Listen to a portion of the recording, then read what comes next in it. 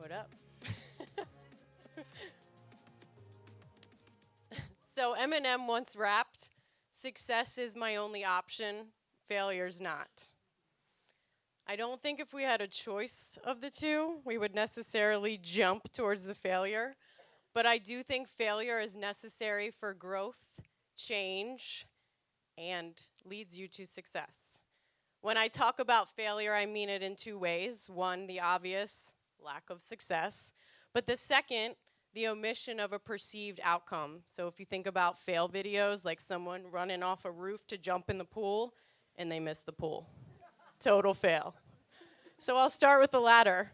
In high school, when I was asked what my future would hold, I said to meet my Prince Charming and live happily ever after. I'm pretty sure somebody on the yearbook staff should have flagged that. A troubled teen with a cloudy future. So after college, I worked, but with really no purpose, no passion. I basically worked so I could pay bills, so I could get a sweet outfit, so I could go out and try some dance moves out in the club. But there wasn't anything behind it. So, at 24, when I met my Prince Charming, I think my parents took a sigh of relief, like, thank God, someone else is going to take care of this child. But to give you a perspective of our relationship, we got married in a courthouse right before he bought a house so that he could get a tax break. So, not necessarily love. I found myself just kind of existing. I was a shell of who I knew I was before.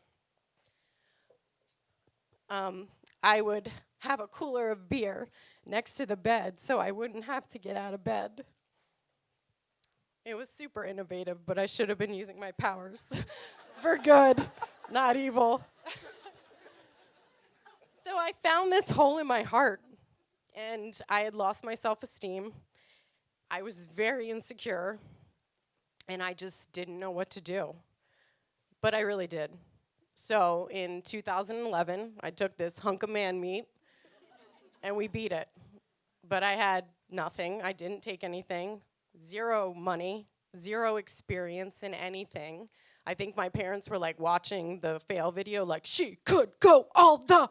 She bit it. So I think that was really hard for them. I worked. I got a high school requirement level job and worked at 30 years old doing that, trying to figure out what it was that I wanted to do. But I knew yoga was the one thing. Every time I talked about it, I taught it. Something inside of me was exploding, and it was my heart, and it was just filling up with so much love. So in 2014, with the help of my dad, the previous owners of a yoga studio, and the landlord of the property, I was able to open Yoga Love Howard County. And thank you.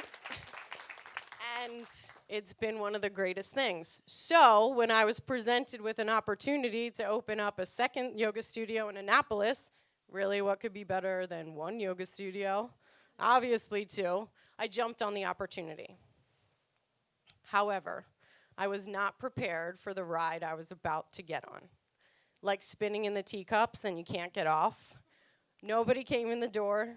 I was changing instructors. I was changing the schedule. The support that I initially thought I had in this space was non-existent. I had no idea what to do. I have never been this stressed in my life. I have never cried this much. I have never had so much doubt and felt so broken on so many nights. Fortunately, I'm with the love of my life, and he gets it, so he's not thinking I'm losing my mind every time we go through this. So at night when I'm leaving the studio, I'll be by myself, and I'll just whisper, please tell me I'm doing the right thing, just out to the universe. I just need a little pat on the back. I just need a little guidance. And that night or the next day, I'll get a message on Facebook. I'll get an email. I'll get a call. Or someone will come up to me and tell me how Yoga Love has affected their life. And then I come back to my heart and realize that maybe I'm rich, but it's because my heart is so full. and it gives me that strength to just keep pushing along a little bit further. My mom will tell you it's nuts. She'll say, Allison, you can't think the universe is just going to take care of everything and just lead the way for you. I'm not saying that. I'm not saying sit back, relax, and let whatever happens happen. I'm saying go in with it full ass, no half-assing anything.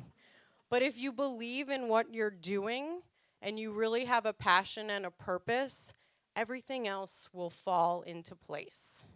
My heart is full every day, and I know the rest will come. So I totally know that a full heart won't pay the bills. And our community is growing every week. We have new people coming into Annapolis, new opportunities out in the space. Lululemon has helped me so much. I can't even begin to thank them. But I do believe that all of the detours, all of the roadblocks, and everything that has happened up until this point that's like, come on, you can't do this.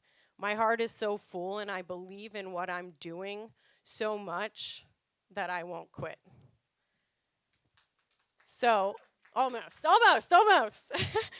Eminem said, sometimes you feel tired, you feel weak, and when you feel weak, you feel like you just want to give up.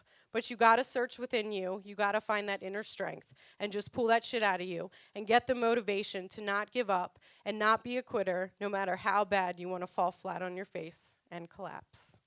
Namaste.